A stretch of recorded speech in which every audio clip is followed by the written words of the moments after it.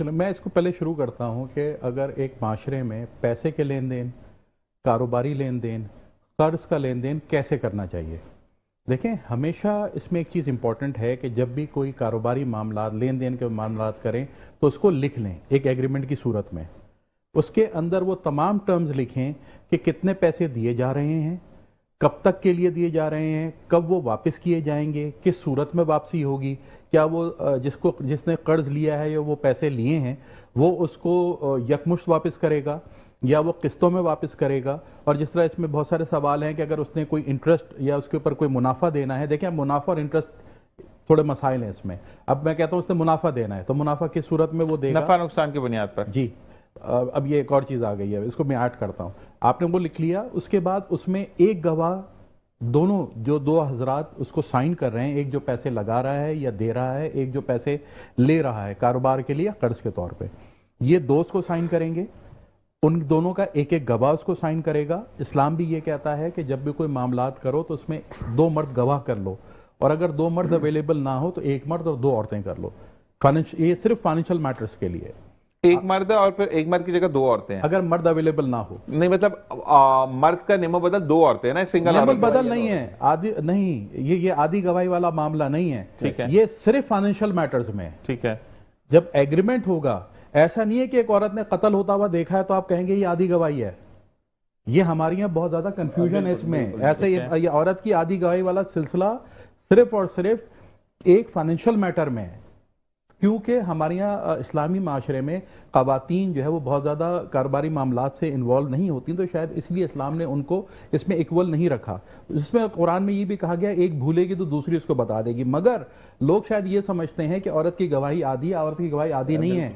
अगर औरत के सामने आपने कत्ल किया और औरत ने ये गवाही दे दी तो आपको फांसी लग जाएगी। ओके, सही है। अच्छा, अब ये आपने गवाह रख लिए, ये सारे टर्म्स बना लिए। कभी भी कोई प्रॉब्लम होगी, हाँ एक और चीज जो मुझे पास काफी आते हैं, बीसी महलों में औरतें और मर्द, ये कमेटी डालना, कमेटी डालते हैं तो पता लगता है कमेटी वाली आंटी भाग गई। मतलब ये कॉमन सी हमारे पास आता है। अच्छा, अब ना कोई रिटर्न है ना कोई चीज है। जब आप किसी के साथ पैसों के मामलात करते हैं तो उसके साथ आपने ये भी सबूत रखना है कि अगर मैंने ये रखा है कि मैं जीशान को 20 लाख रुपए दूंगा तो 20 लाख देने का सबूत भी मेरे पास होना चाहिए। आज के दौर में आप ये नहीं कह सकते कि मैंने अगर जीशान को कैश दिया है तो कैश रिसीट होनी चाहिए। अगर मैंने जीशान को थ्रू, सबसे बेस्ट तो ये है कि मैं जीशान को थ्रू बैंक ट्रांसफर कर दूं, क्योंकि वह हमेशा के लिए रिकॉर्ड हो जाएगा कि मैंने वो जो एग्रीमेंट में पैसे लिखे थे वो जीशान को ट्रांसफर कर दिए।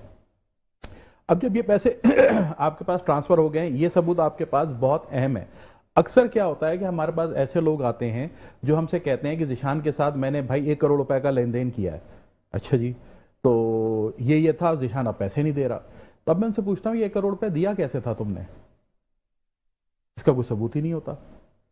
तो भाई अगर आपके पास जो एग्रीमेंट में पैसे लिखे हैं उसको देने का सबूत नहीं है तो वो एग्रीमेंट भी इनवैलिड हो जाएगा। सही है। अच्छा, अब जब ये सबूतों के सिलसिले में आप आते हैं तो जो एग्रीमेंट बनेगा, अगर उसके 3 पेजेस हैं, लेट्स से उस एग्रीमेंट का 1 पेज है या 3 पेज हैं, तमाम गवाहों और तमाम लेन देन करने वालों के हर पेज पे साइन होने चाहिए। हमारे यहाँ अक्सर लोग एग्रीमेंट्स बनाते हैं और सिर्फ जो आखिरी का पेज होता है उस पे साइन करते हैं। ऐसा मत कीजिए।